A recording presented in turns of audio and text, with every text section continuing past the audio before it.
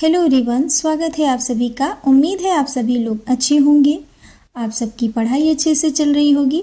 आज की वीडियो में हम ऑगस्ट काम्टे के त्रिस्तरीय नियम के बारे में चर्चा करेंगे, जिसे कि इंग्लिश में लॉ ऑफ थ्री स्टेज भी कहा जाता है। तो इस वीडियो में इस सिद्धांत की विस्तृत व्याख्या की जाएगी और वीडियो को आप पूरा देखिए ताकि टॉपिक आपको समझ में आए। ऑगस्ट काम्टे महोदय समाजशास्त्र के जनक भी कहे जाते हैं, यानी फादर ऑफ सोशियोलॉजी के नाम से भी जाना जाता है इनको।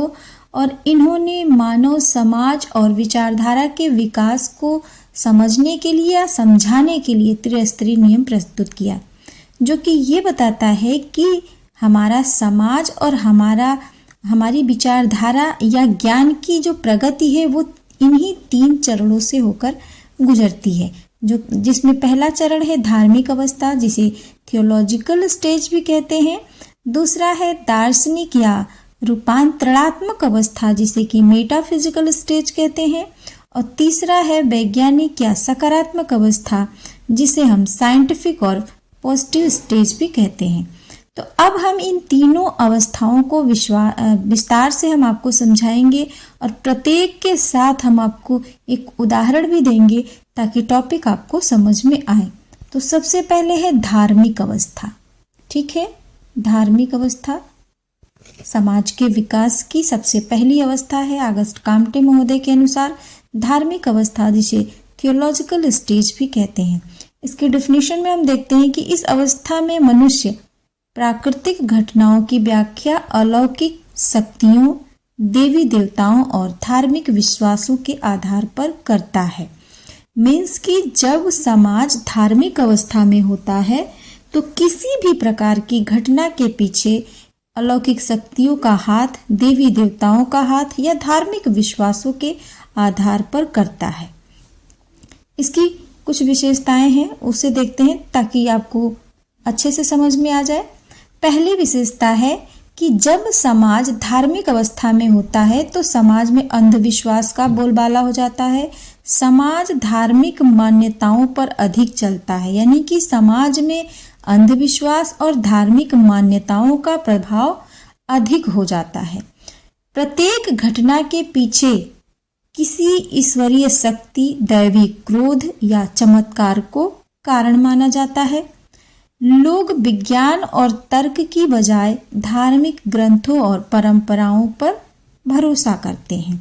ठीक है, तो धार्मिक अवस्था की ये 3 विशेषता है, जिसे आप ध्यान से समझ लीजिए। अब हम कुछ उदाहरण देंगे कि जब समाज धार्मिक अवस्था में होता है तो वो घटनाओं के बारे में क्या सोच रहा होता है। तो अगर समाज में वर्षा हो रही है या सूखा पड़ गया, तो समाज अगर धार्मिक अवस्था में तो वो क्या सोचेगा कि वर्षा भगवान इंद्र की कृपा से हो रही है और सूखा भगवान इंद्र की क्रोध का परिणाम है। ठीक है, एक मिनट। हाँ, अगर समाज में कोई व्यक्ति बीमार पड़ जाता है तब लोग क्या सोचते हैं? तो लोग सोचते हैं कि जो व्यक्ति बीमार है वो या तो पापी है या उसके ऊपर किसी बुरी आत्मा का साया है।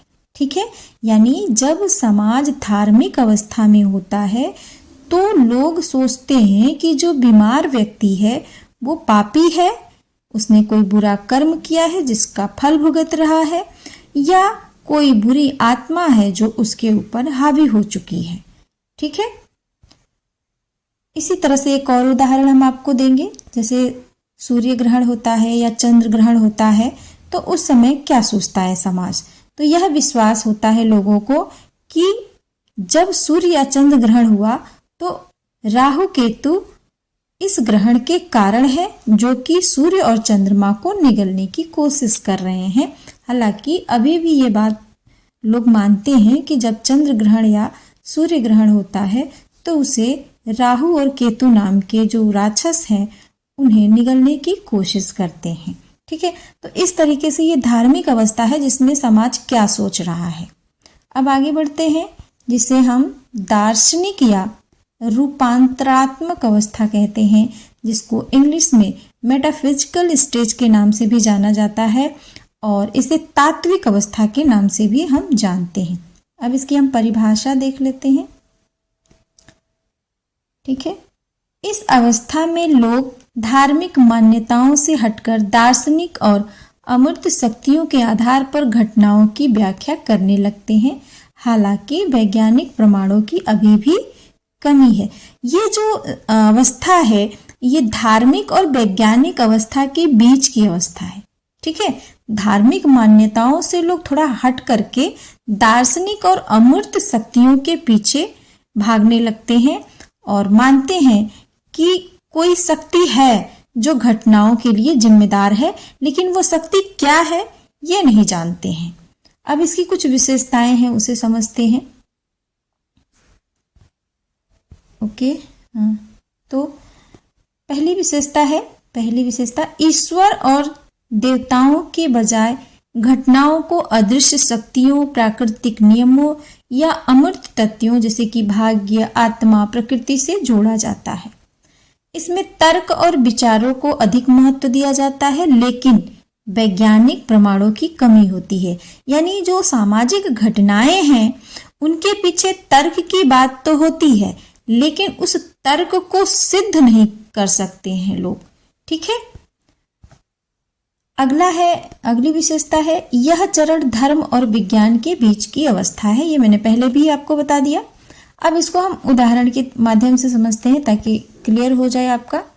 हाँ, अगर समाज दूसरी अवस्था में है यानी तात्विक अवस्था में है और वर्षा और सूखा की स्थिति अगर समाज में आ रही है तो इस अवस्था में लोग यह मानने लगते हैं कि वर्षा प्रकृति की शक्ति है, लेकिन इसे ठीक से समझ नहीं पाते हैं। यानी ये तो मान जाते हैं कि जो बारिश हो रही है या जो सूखा पड़ रहा है ये प्राकृतिक शक्ति की वजह से हो रहा है, लेकिन इसको पूरी तरीके से वो डिस्क्राइब नहीं कर पाते। अगर कोई व्यक्ति बीमार पड़ता है तो लोग ये मानते हैं कि बीमारियां किसी अदृश्य शक्ति, वायु, आत्मा के प्रभाव से होती है, लेकिन यह स्पष्ट नहीं कर पाते हैं कि वास्तव में इस बीमारी के पीछे का कारण क्या है। अगर इस अवस्था में ग्रहण की स्थिति है तो लोग ये मानने लगते हैं कि ग्रहण किसी अदृश्य शक्ति या खगोलीय प्रभाव के कारण होता है, लेकिन इसे वैज्ञानिक रूप से समझाने की कोशिश अभी नहीं की गई। यानी अगर सूर्य ग्रहण या चंद्र ग्रहण होता है तो ये तो लोग बताते हैं कि कोई अदृश्य शक्ति है उसकी वजह से हो रहा है, लेकिन वैज्ञानिक तरीके से इसे सिद्ध नहीं कर पाते हैं। आगे बढ़ते हैं। तीसरा जो स्टेज है वैज्ञानिक या सकारात्मक अवस्था, जिसे साइंटिफिक और पॉजिटिव स्टेज भी कहते हैं।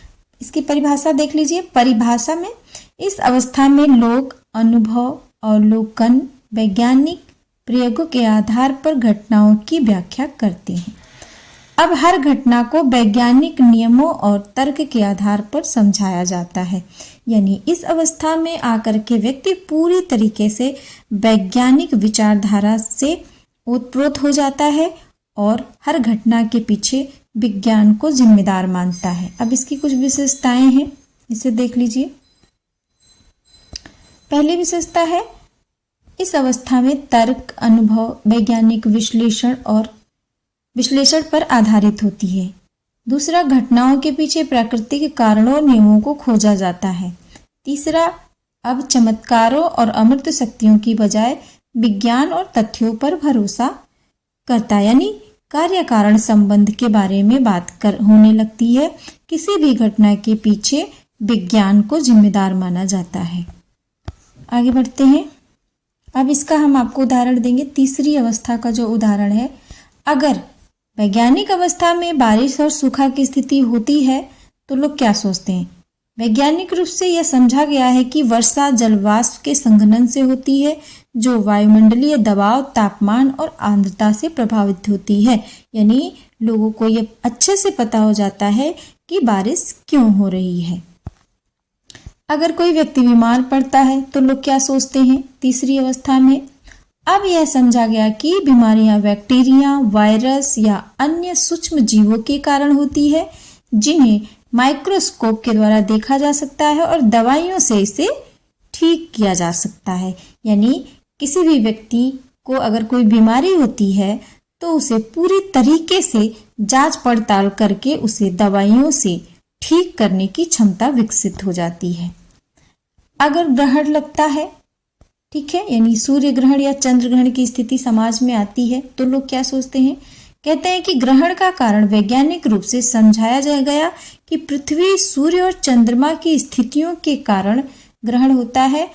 अब वे इस एक सीधी रेखा में आते हैं, यानी ये तीनों अगर एक सीधी रेखा में आते हैं तो या तो सूर्य ग्रहण होता है या तो चंद्र ग्रहण होता है। तो इस तरीके से तीनों ही अवस्थाओं का जिक्र ऑगस्ट काम्टे करते हैं।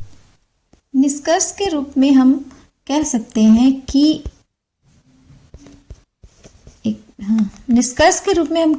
कि ऑगस्ट काम्टे का जो त्रिस्तरीय नियम है, ये समाज के बौद्धिक और सांस्कृतिक विकास को समझने का एक महत्वपूर्ण सिद्धांत है। और यह सिद्धांत सिद्ध करता है कि मानव सभ्यता ने धीरे धीरे अंधविश्वास और मिथकों से आगे बढ़कर तर्क, दार्शनिक सोच और अंत में वैज्ञानिक दृष्टिकोण को अपनाया है। इस सिद्धांत से यह भी स्पष्ट होता है कि ज्ञान और शिक्षा के प्रसार से समाज में सकारात्मक बदलाव लाए जा सकते हैं। तो इस तरीके से ऑगस्ट काम्टे का ये त्रिस्तरीय नियम समाज के विकास के लिए बहुत ही महत्वपूर्ण है। उम्मीद है आपको टॉपिक समझ में आया होगा। Thank you.